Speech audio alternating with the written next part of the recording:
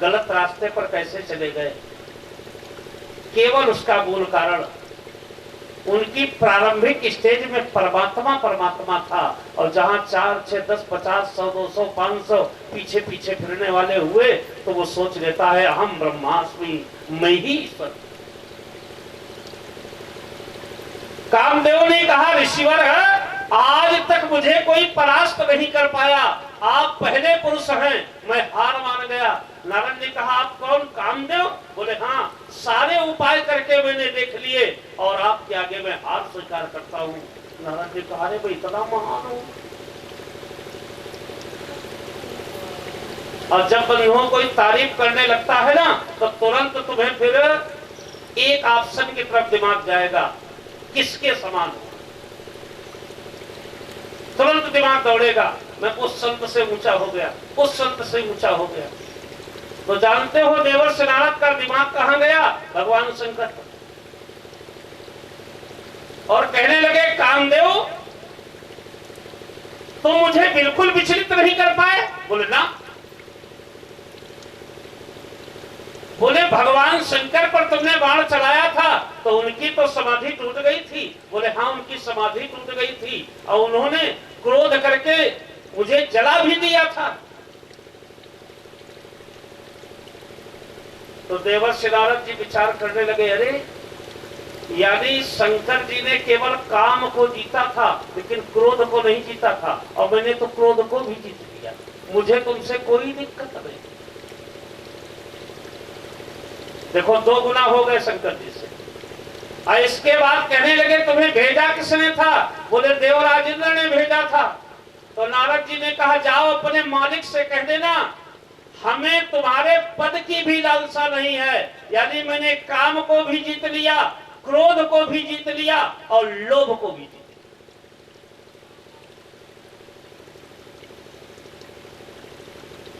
मैंने तो तीनों को जीत लिया। भगवान शंकर केवल काम को जीत पाए थे, क्रोध को नहीं जीत पाए और लोभ का वहां प्रश्न ही नहीं था। अब देवर्षि नारद विचार करते हैं कि शंकर जी से 3 गुना मैं ही हूं।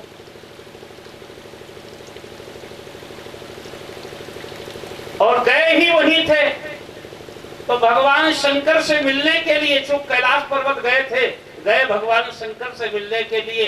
अच्छा, भगवान भी बड़े विचित्र हैं। जहां देवर्षि नारद को आते देखा तो उठ करके भगवान भोलेनाथ ने भगवान भोलेनाथ ने नारद का स्वागत किया। आइए देवर्षि, आइए। नारद जी समझ गए यार अब हम पुराने नारद नहीं रहे। देखिए मनुष्य के अंदर एक विकार होते हैं और बंधुओं वो विकार जिस विचार की ओर मुड़ जाते हैं वही दृश्य सामने दिखने लगता है। नारद जी विचार करने लग रहे अब मैं वो पुराना नारद नहीं रहा। अब बताइए भगवान भोलेनाथ ने भी हमको आदर दिया और भगवान शंकर जानते हो क्यों उठ करके खड़े हुए थे? भगवान शंकर इसलिए उठ करके खड़े हुए थे कि बहुत दिन बाद संत के दर्शन हुए हैं, और जब संत के दर्शन हुए हैं तो राम कथा होगी, राम का चरित्र सुनेंगे और संतों से क्या मिलता है। उन्होंने उठ करके इसलिए देवर्षि नारद का स्वागत किया था कि देखो ये संत महात्मा हैं, ये आ गए हैं, अगर ये आ गए हैं तो अब रामचरित होगा, राम की कथा होगी। लेकिन बंधुओं जहां उन्होंने नारद जी को स्थान दिया और कहने लगे प्रभु का चरित्र हमें सुनाइए, तो नारद जी ने कहा इस समय हम दूसरी कथा कहने लगे। नारद जी ने कहा अब हम नई कथा कहने लगे हैं। बोले वो कौन कथा है? बोले मार चरित शंकर सुनाए। मार माने काम, यानी रामचरित नहीं सुनाया, कामचरित सुनाना प्रारंभ किया। और शुरू से आखिरी तक जितना सब इनके ऊपर बीता था सब कुछ विस्तार से बताया। काम आया, मैंने काम को जीत लिया, फिर काम चरणों में गिरा, मैंने उसे क्षमा भी कर दिया, क्रोध को भी जीत लिया, और फिर उससे ये भी कह दिया कि जाओ अपने स्वामी से कह देना मुझे इंद्रासन नहीं चाहिए, मैंने लोभ को भी जीत लिया। और सारा चरित्र होने के बाद नारद जी विदाई लेने लगे। अजब वही नीचे चला, वही से सारा चरित्र सुनाने के बाद कथावाचक नारद जी ने कहा, ये बताइए भोलेनाथ हमारी कथा कैसी लगी। तो भगवान भोलेनाथ ने जब आए थे नारद जी तो एक बार हाथ जोड़े थे, अब की 20 बार उन्होंने हाथ जोड़े और बोले कथा कैसी लगी इतने में समझ लेना, जो कथा आपने हमको सुनाई है जिंदगी में ये कथा किसी और को ना सुना देना, इसके अलावा बस कुछ नहीं मानता। अब तुम ही बताओ कथा अच्छी लगी कि खराब। यानी वक्ता ने कथा कहा और श्रोता कह रहा कि हम 50 बार तुम्हारे हाथ जोड़ रहे हैं, महाराज हमने तो सुन लिया लेकिन ये कथा कहीं दूसरी जगह न सुना देना बस। तो नारद जी ने कहा देखो सब जगह तो हम सुनाते फिरते नहीं हैं, हमारा तो हरि के अलावा कोई है ही नहीं, उन्हीं को कभी सुना देंगे। तो भगवान भोलेनाथ ने कहा नहीं नहीं वहीं से तो खतरा है, जो कथा तुमने हमें सुनाई है ये हरि भर से तो बिल्कुल ना सुनाना, सुनाना किसी से भी नहीं, लेकिन विशेष करके हरि को तो बताना ही नहीं। बोले जैसे बात चल जाए, बोले आय प्रसंग दुरायो तबहू, अगर वो पूछ भी बैठे कि देवर्षि नारद तुमने काम को जीत लिया है तो इधर उधर की बात कह के टाल देना, अब ये कथा कोई दूसरा न सुने इतना ध्यान रखना। तो नारद जी वहां से सीधे अपने स्थान देवलोक चले गए और 1 साल तक वहां रहे, घूमते रहे। जानते हो किस आशा से घूम रहे कि बैकुंठ से लेटर आएगा हमारे लिए तारीफ होकर कि आपने कामदेव को जीत लिया है तो आपके स्वागत में सम्मान समारोह किया जा रहा है, आप पधारिए। क्योंकि उन्होंने समझ लिया था मेरे अलावा ब्रह्मांड में दूसरा काम विजेता है ही नहीं।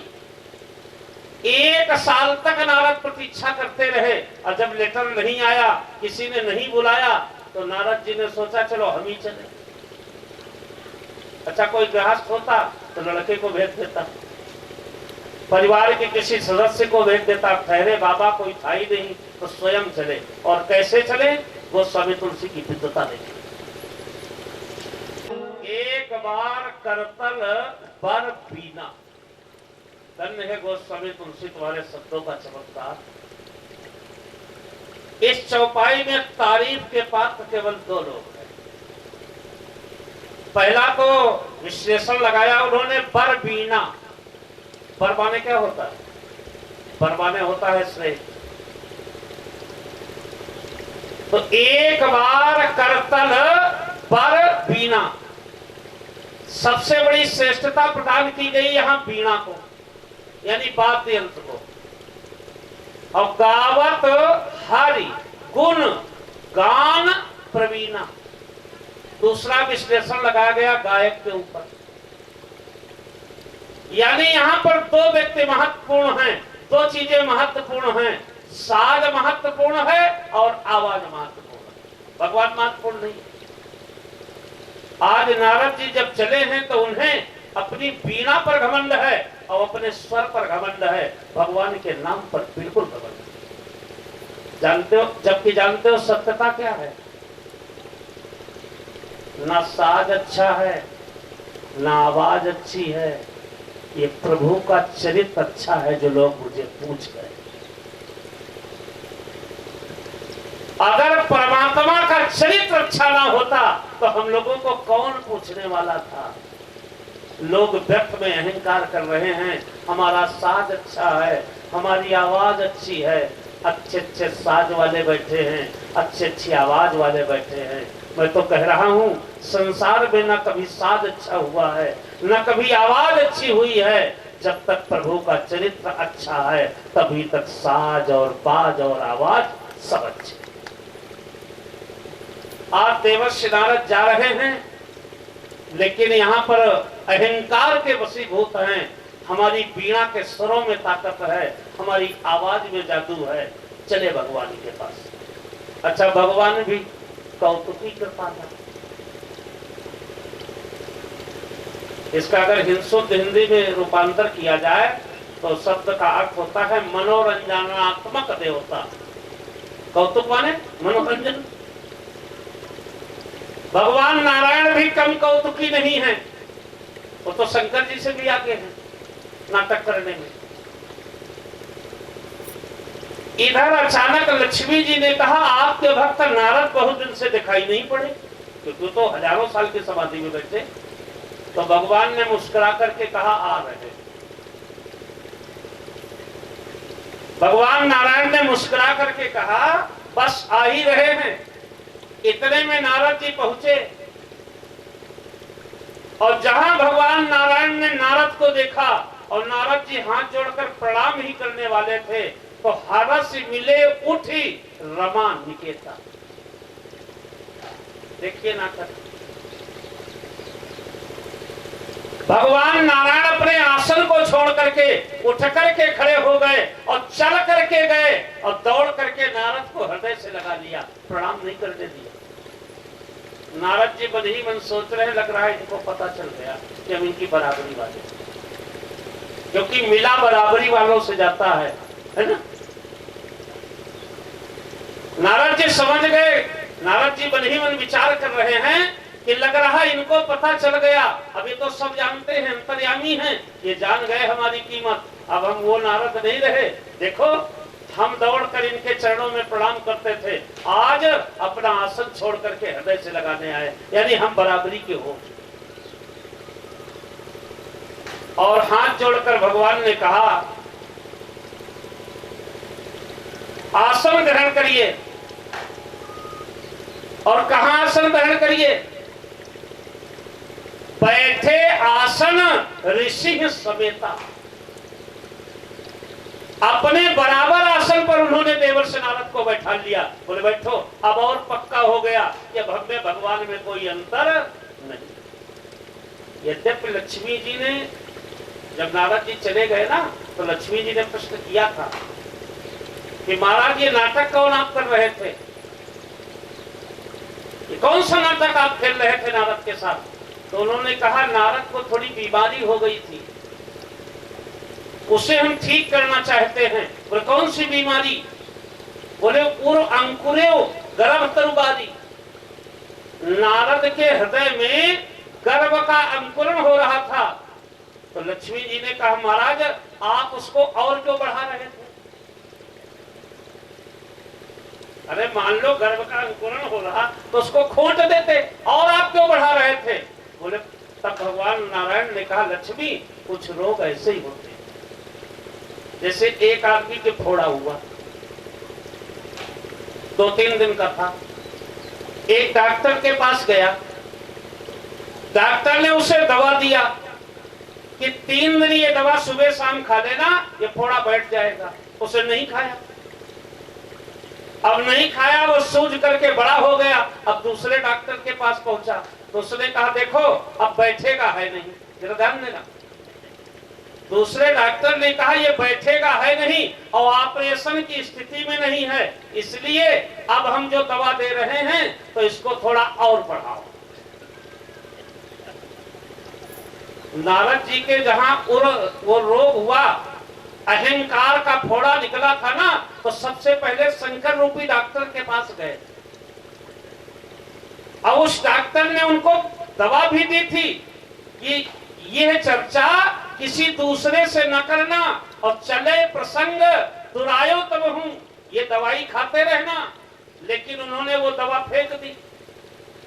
अब जब दवा फेंक दी, अब रोग हो गया ज्यादा, फोड़ा हो गया बड़ा, तो अब इस डॉक्टर के पास पहुंचे तो इस डॉक्टर ने कहा, ऑपरेशन की स्थिति में नहीं है तो इसको रोग को थोड़ा और बढ़ाना पड़ेगा। लक्ष्मी जी इसलिए मैंने बढ़ाया था। धन्य हो दीनानाथ, तुम अहंकार और बढ़ा रहे हो। बैठे प्रभु निज ऋषि समेता। बराबर के आसन पर देवर्षि नारद को बैठा लिया भगवान नारायण ने और बड़े प्रेम से धीरे से कहा, इतने दिन तक कहां रहे?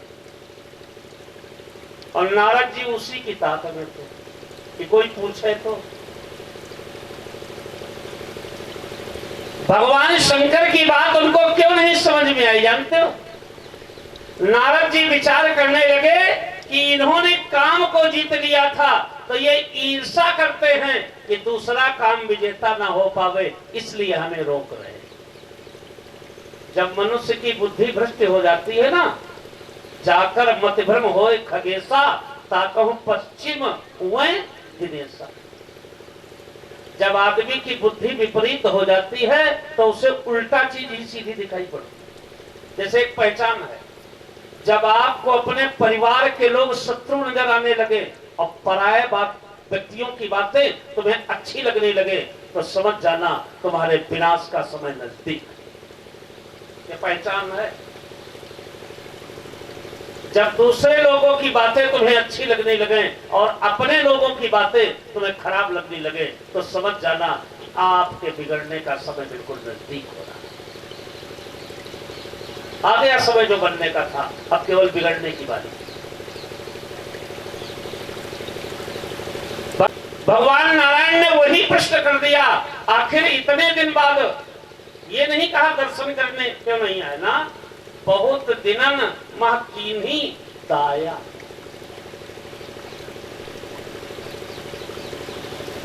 अभी तक तुम हमारे दर्शन करने के लिए आया करते थे नारद, इस बार बहुत दिन बाद दया किया, कृपा किया आपने, कहाँ रहे? अब नारद जी को पूर्ण विश्वास हो गया है कि मैं इनकी बराबरी का हो चुका हूं, इसमें कोई संदेह नहीं।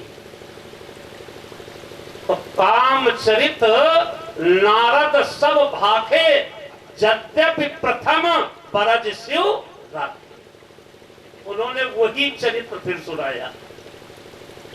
सुनाना चाहिए था रामचरित्र, लेकिन सुना गए जो शंकर जी ने रोका था।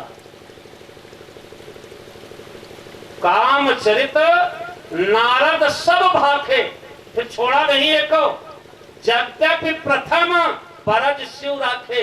पहले डॉक्टर ने कहा था ये गोली भर खाना और दूसरी गोली न खाना, लेकिन वो गोली फेंक दिया। अब ऑपरेशन की तैयारी करने लगे। एक तरफ से पूरी कथा भगवान नारायण को सुनाई। भगवान नारायण ने हाथ जोड़कर कहा, अरे आपने काम को जीत लिया, इसमें आश्चर्य क्या है? आपका नाम जो व्यक्ति ले ले वो काम, क्रोध और लोभ पर विजय पा सकता है। भगवान नारायण ने कहा, देवर्षि जो आपका नाम ले ले वो काम, क्रोध, लोभ पर विजय पा सकता है। अरे आपने काम को जीत लिया, आपने क्रोध को जीत लिया, आपने लोभ को जीत लिया, इसमें आश्चर्य क्या है? बोले बस अब हम चल रहे हैं। भगवान नारायण ने खड़े होकर के नारद को विदाई दी है, खड़े होकर। अब जहां नारद जी चले तो भगवान ने योग माया से कहा, योग माया जरा देवर्षि नारद को समझाओ। तब लक्ष्मी जी ने कहा, महाराज आप नारद के साथ क्या करना चाहते हैं? तब उन्होंने कहा, अहंकार का बीज निकल रहा है, बेग समय डारी हूं उपारी, पन हमार सेवक हितकारी।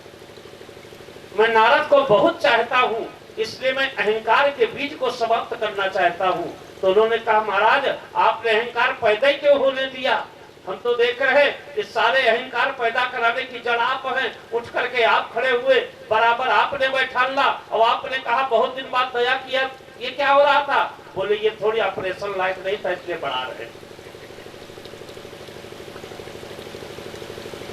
भगवान ने माया का आवाहन किया।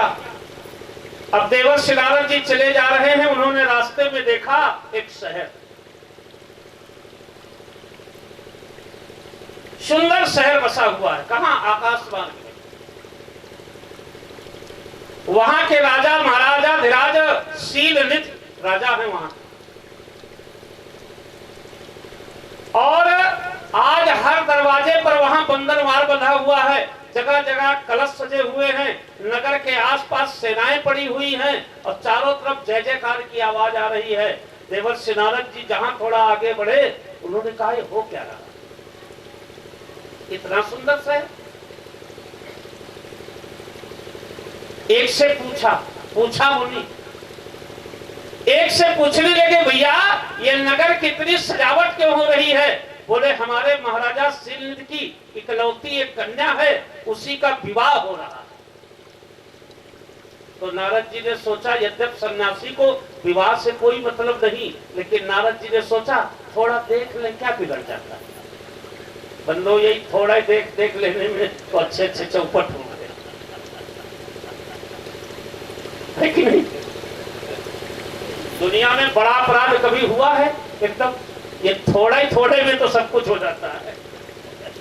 नारद जी ने सोचा थोड़ा देख लेने में क्या जाता है, यद्यपि हम सन्यासी हैं, हमें शादी विवाह से कोई मतलब नहीं, लेकिन फिर भी थोड़ा देख ले। काम हम जीत ही चुके हैं, क्रोध हम जीत ही चुके हैं, लोभ हम जीत ही चुके हैं। अगर अच्छी खासी भीड़ होगी तो यहाँ भी लोगों को बता देंगे। नहीं, वो तो भीड़ ढूंढते फिर रहे थे, सब लोग जान जाए कि मैं भगवान की बराबरी का। आगे बढ़े तो स्वयं महाराज शील निधि आकर के मिले और देवर्षि नारद के चरणों में प्रणाम किया और कहने लगे कन्या काज के समय आप जैसे महात्मा का दर्शन हो जाना मेरे सौभाग्य का प्रतीक है कि मेरी बेटी को योग्य वर मिल जाएगा, आओ महलों चलिए। तो उन्होंने कहा थोड़ा चलते हैं, क्या बिगड़ेगा थोड़ा। भाई ज्यादा रुकेंगे नहीं, थोड़ा। अब थोड़ा चले गए, राजा ने इनके चरण धुले, बढ़िया सुंदर आसन पर बिठाला और नाना प्रकार के व्यंजन खाने को दिया। तो नारद ने सोचा चलो आइटम तो अच्छे हैं, लेकिन थोड़ा खा लें, क्या बिगड़ रहा है थोड़ा। इतने में विश्व मोहिनी तास कुमारी, जो स्वयं भगवान नारायण की माया है, इतने में विश्व मोहिनी कन्या अपने सहेलियों के साथ आई और देख करके नारद को देखकर वहीं से विश्व मोहिनी ने हाथ जोड़ा। नारद जी ने कहा ये कौन है? बोले यही हमारी कन्या है, जरा इसकी भाग्य में देखो, इसका विवाह किसके साथ होगा, अच्छा वर मिलेगा कि नहीं मिलेगा। ये हर माता पिता सोचने लगता है जब लड़की का जन्म हो जाता है उसी समय से। तो नारद जी यद्यप स्त्री को कभी स्पर्श नहीं करते थे, लेकिन थोड़ा छू लेने में क्या होता है, थोड़ा। वहां पर नारद जी ये नहीं कह पाए कि मैं नारियों का स्पर्श नहीं कर सकता हूं। उनके मन में आया जैसे थोड़ा छू लेंगे तो क्या बिगड़ जाएगा, थोड़ा। तो तुरंत उन्होंने कन्या का हाथ पकड़ा और जहां उन्होंने रेखाओं पर दृष्टि डाली तो कुछ का कुछ दिख रहा है। रेखाओं में लिखा है जो यही बराए अमर सोई होई, समर जग जीते नहीं कोई,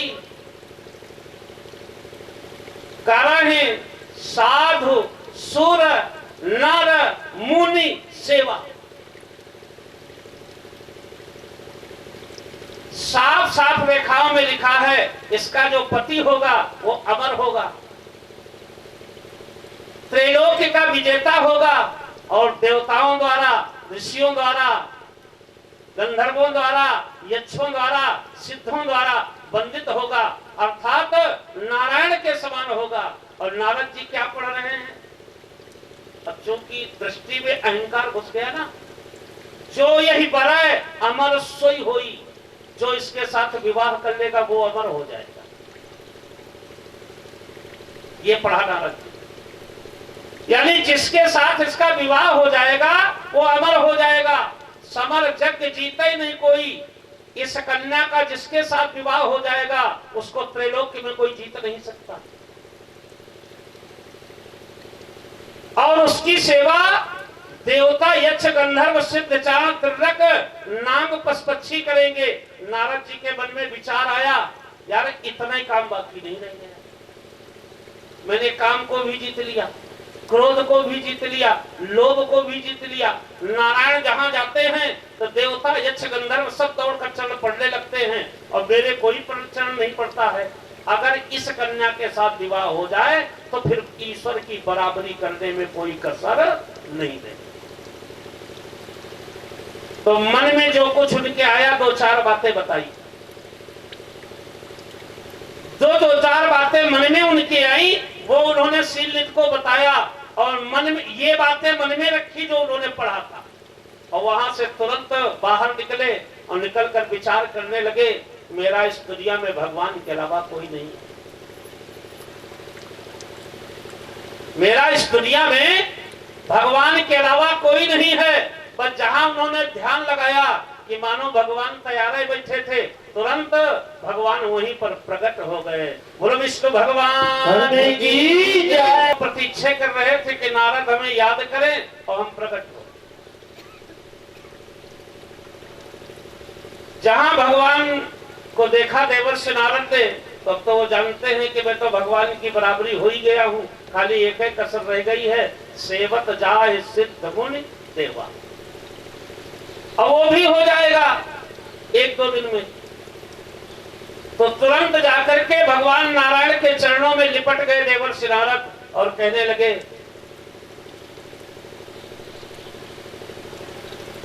जिस प्रकार से मेरा कल्याण हो, यानी जिस प्रकार से मेरा हित हो, आप हमारे साथ वही कार्य करें। भगवान नारायण ने कहा, मैं समझ नहीं पाया नारद, क्या चाहिए, आखिर आप कहना क्या चाहते हो? तो नारद ने हाथ जोड़कर कहा, हमारा एक काम था आपसे। भगवान विचार करने लगे कि कल तो ये काम को जीत लिए थे और आज काम है।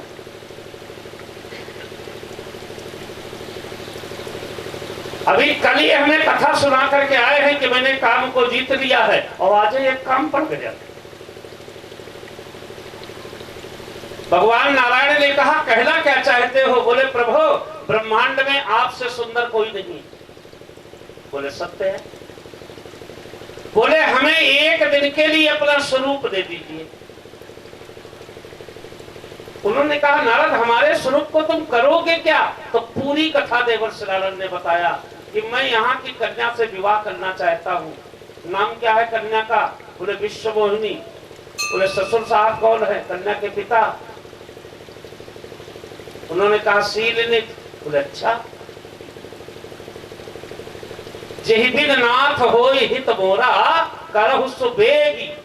अब इसमें लेट करने की जरूरत नहीं है, दास में तोरा। तो नारद ने कहा, जेहिबिद नाथ होय हित मोरा।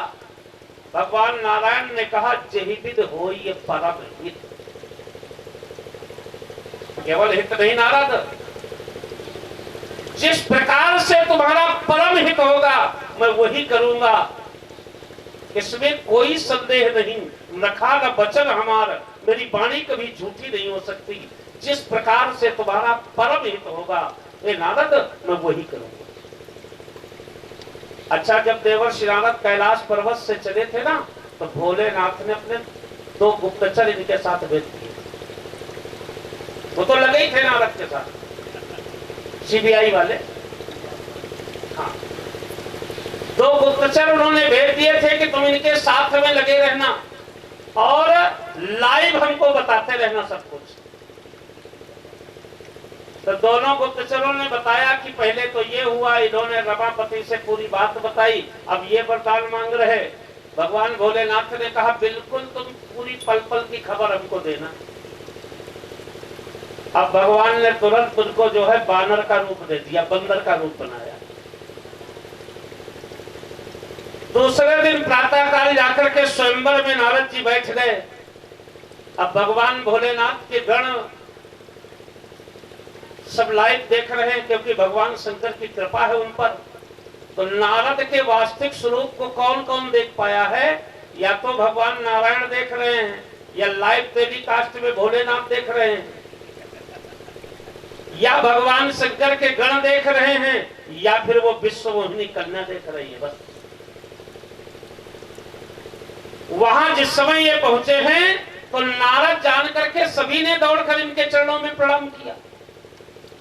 इन्होंने समझा ये लोग हमें नारायण रूप देख करके प्रणाम कर रहे हैं। तब तक भगवान शंकर के गण जो इनके साथ में चल रहे थे ना, अप्रत्यक्ष रूप से वो प्रत्यक्ष हो गए। बोले केवल तमाशा ही तमाशा तो देखना है, लाइव तो चला ही रहे हैं। प्रकट होकर उन्होंने कहा वाह महाराज क्या रूप है। तो दूसरे ने कहा आप ही के कन्या बरमाला डालेगी, हमें पक्का विश्वास है। अब नारद को और पक्का हो गया तो उन्होंने कहा बगले में बैठो। भाई तारीफ करने वाले कहां बैठा रहे, उन्होंने बगल में ही बिठा लिया। और जिस समय विश्वमोहिनी आई है बंधु, नारद जिस दिशा में बैठे थे उस दिशा की ओर माया ने नहीं देखा। समझने वाली बात, जिस दिशा में नारद जी बैठे थे उस दिशा की ओर विश्वमोहिनी ने नहीं देखा। आज शायद हनुमान जयंती भी है तो अब इस पर भी चर्चा हो जाएगी। जब उस दिशा की ओर नहीं देखा और भगवान शंकर के गणों ने शंकर जी को लाइव टेलीकास्ट किया कि ये बनना चाहते थे सुंदर, लेकिन भगवान ने बना दिया बंदर। और महाराज जब से ये बन गए बंदर तो भगवान की माया ने एक बंदर के पीछे उस दिशा की ओर किसी को नहीं देखा। तो भगवान शंकर ने भी प्रतिज्ञा कर लिया यदि भगवान का बंदर बनने से माया पर विजय प्राप्त हो सकती है तो हे दीनानाथ अब मैं आपका बंदर ही बनना चाहता हूं। अगर आपका बंदर बन जाने से माया पर विजय प्राप्त हो सकती है तो अब मैं आपका बंदर ही बनना चाहता हूं। और यहां देवर्षि नारद बंदर क्यों बने? विश्वमोहिनी के कारण। विश्वमोहिनी के कारण आज नारद बंदर बने। तो शंकर जी बंदर कब बने? मोहिनी के कारण। समुद्र मंथन में भगवान नारायण ने जब मोहिनी अवतार धारण किया, भोलेनाथ विष पान करके कालिंजर में अचेत पड़े थे। होश आने पर अमरकंटक पहुंचे और उन्हीं के पसीने से नर्मदा का जन्म हुआ। भगवान यहाँ बेहोश अमरकंटक में पड़े हैं, उनके शरीर से पसीना गिर रहा है और उधर देवता और दैत्यों को मोहिनी जी अमृत और मधु यानी सुरा बांट रही हैं। जब भगवान शंकर होश में आए तो देवताओं ने कहा भाई क्या रूप था, बड़ी तारीफ रूप की किया। तो एक दिन भगवान भोलेनाथ क्षीर सागर पहुंचे और वहां जाकर के भगवान नारायण से कहने लगे मैं आपके मोहिनी रूप को देखना चाहता हूं। भगवान नारायण ने कहा अगर आपने मेरा वो रूप देख लिया तो फिर ये रूप भूल जाओगे, तुम भूल जाओगे कि मैं भगवान हूँ। बोले कैसी बात करते हो, भला मैं भगवान को भूल सकता हूँ? बोले अच्छे अच्छे भूल जाते हैं, माना करो। भगवान शंकर ने जिद कर दिया नहीं मुझे तो देखना ही है। तो भगवान नारायण ने कहा तो फिर संभालो अपने आप को, अब मैं दिखा रहा हूं। भगवान ने मोहिनी रूप देखा तो बंधुओं मोहिनी का आलिंगन करने के लिए भगवान शंकर बढ़े।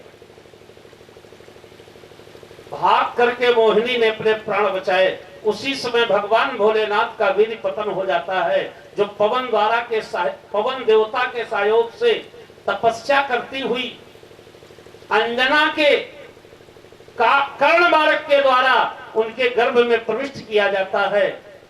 और इस प्रकार अंजना की गोद से हनुमान जी का जन्म होता है, जिन्हें शंकर सुवन कहा जाता है, पवन पुत्र कहा जाता है। और अंजना के पति का नाम था केसरी, इसलिए केसरी का बेटा कहा जाता है।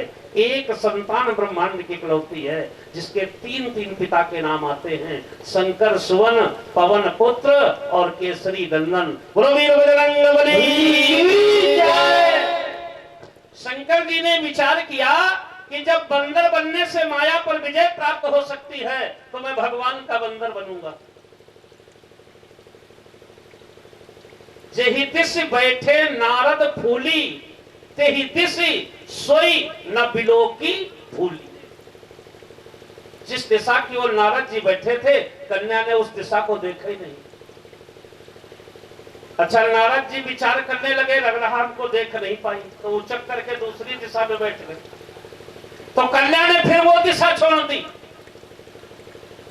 जब वो दिशा भी छोड़ दिया, इतने में भगवान नारायण एक राजकुमार का भेष बना करके आए और आते ही विश्वमोहिनी ने गले में जयमाला डाला और जहां जयमाला डाला तो दुल्हीन लईके लक्ष्य निवासा नप समाज सब भयव उदासा।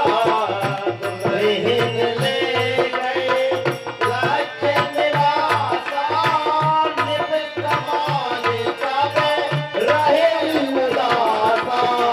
दुल्हीन लईके लक्ष्य निवासा नप समाज सब भयव उदासा। दुल्हीन लई गए लक्ष्य निवासा नप समाज सब रहे उदासा। नप समाज सब भयव उदासा। अब सारे के सारे सोचते रह गए, जितने भी सजे बजे बैठे थे ले गए। अब वो अपने परम मित्रों की ओर देखकर बोले, भाई मित्र का मतलब जो झूठी वाह वाह वाह। वो बैठे थे बगल में दो चिटवा मंटोला, उनसे कहने लगे ये बताओ, लग रहा कन्या ने हमको देखा नहीं। बोले महाराज आपका चेहरा देखने लायक बना।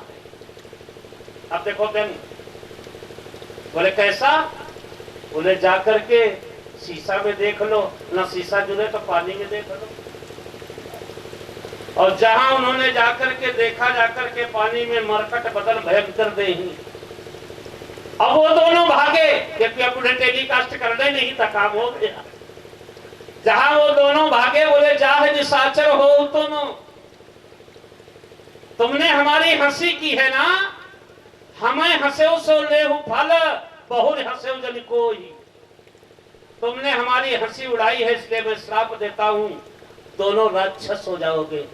वो लौट करके आए, मुनि के चरणों में गिर पड़े, बोले वाह महाराज, जो कोई देख ले वो राक्षस हो जाए, और जो इतने बड़ा उपकार करके तुम्हें दिया है वो, अरे बोले उसको तो छोड़ना ही नहीं। उन्होंने कहा वाह महाराज वाह, बहुत अच्छे। यानी जो आप ये फिल्म देख ले वो राक्षस हो जाए, और जिसने तुमको ये मनोरंजन बना दिया उसको, बोले उसको। तब उनको ध्यान आया तो तुरंत वहां से चले, सदपि चले कमलापति पाही। मारे गुस्सा के वहां से चले हैं, और जानते हो क्या प्रतिज्ञा करके चले हैं कि दई हम श्राप की मरी हूं जाई, जगत मोरे उपहास कराई।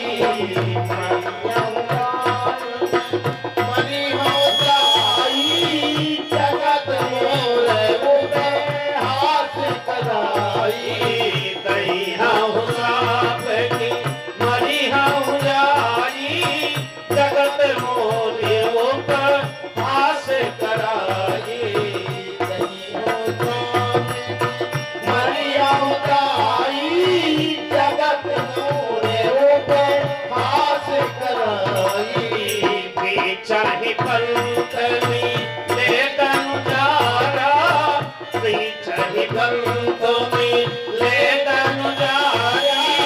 संग उमा सोई संग रमा सोई राजकुमारी। चाहे पंथ में ले तनुजारी, संग रमा सोई राजकुमारी। चाहे पंथ मिले तनुजारी, और संग रमा सोई राज